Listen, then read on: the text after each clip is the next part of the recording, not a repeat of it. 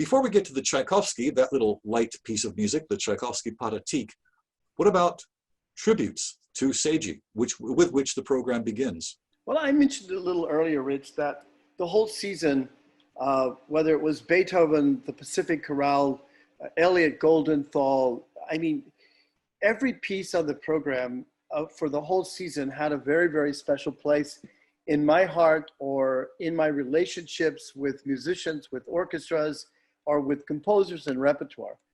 And nothing could have been more true than my work with John Williams. When I was the assistant conductor of the Boston Symphony from 1986 to 1990, John was the conductor, of course, of the famous Boston Pops. And I got to work very closely with him, both in the springtime pops and in the Christmas pops.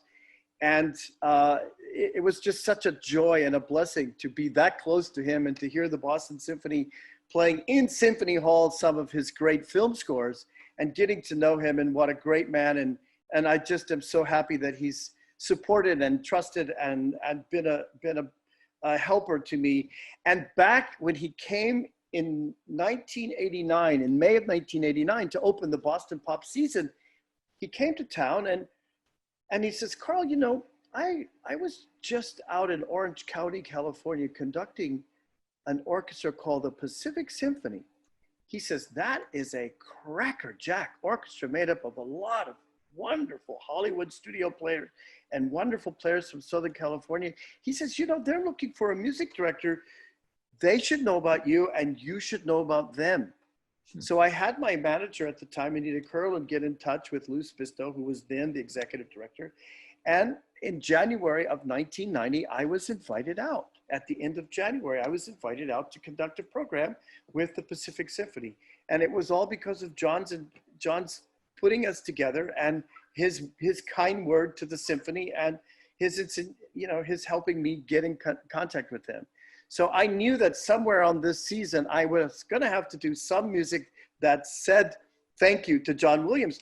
And then in 1999, he wrote a work for honoring Seiji's 25th anniversary as music director of the Boston Symphony, and he calls it Tributes for Seiji.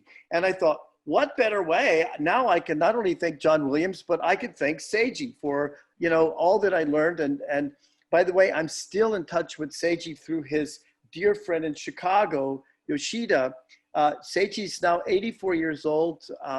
In Japan, he still struggles with his health battles with esophageal cancer and all the ills that brings into one's life. But I understand that he's always thankful to get the videos I send him. And very often I'm sending him videos of him conducting in 1961 when he was the assistant conductor to Leonard Bernstein with the New York Philharmonic.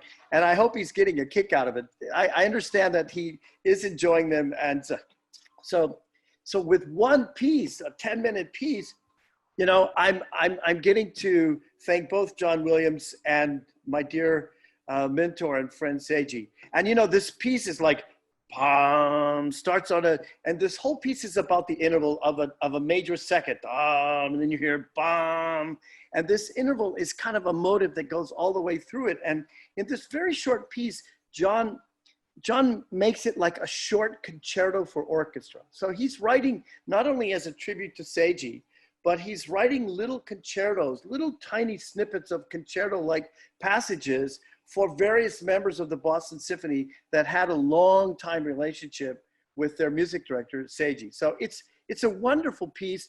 And what I love about it, it gives people an idea of the kind of composer John is when he's not writing for a Spielberg film or Harry Potter or Star Wars or any of this. So it's an insight into John that I hope everyone enjoys.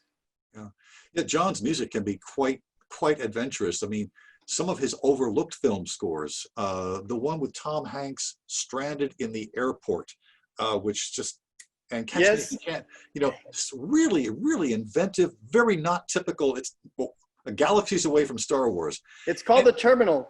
The Terminal, thank you so much. I was probably coming up with Terminator, and ironically, because Seiji Ozawa, in his long illustrious career, has always been a champion of new music. He's always been, on the edge of bringing music to people. I once said to John, I said, John, the music to JFK was so incredible, and he goes, oh, Carl, the movie was so long. I think it's over 3 hours. And I said, but John, the credit music, because that's when a composer can really just kind of let fly, because there's no plot. It's just a bunch of names rolling down the screen. I said, John, it's basically for strings. I said, it sounded like Strauss's Metamorphosen for 23 solo strings. I said, it was riveting. I couldn't get out of my seat. He goes, even after a 3 hour and 10-minute movie, he says, you are so dear to have stayed to listen. I'm afraid that no one did. And I go, John, it was some of your best music. I loved it. I've had the temerity to actually say to him once while I was interviewing him that, Star Wars is really popular and in all that, but the thing that people will remember you for 100 years from now is either Schindler's List or the end credits you wrote for Close Encounters.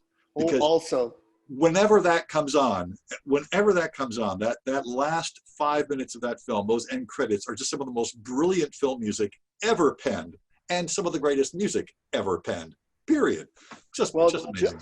John has been such a dear friend, not only of mine, but of the whole Pacific Symphony. And John, if you're listening or just thank you so much. This one of our real starship education community outreach programs is called Class Act. And each year we focus on a composer. And this year was its 25th anniversary of Class Act in the life of the Pacific Symphony. It touches 30 schools in Orange County. And the composer of this year was John Williams. And we gave a concert, virtual concert, that was like a 45-minute concert because all the schools were shut down. Do you know that concert was seen in 48 different countries, 46 different states, and it had thousands and thousands of people that viewed it. And I know it was because it was an educational concert, it was for children, it was to benefit young people, but it was also because it was the music of John Williams. Of course.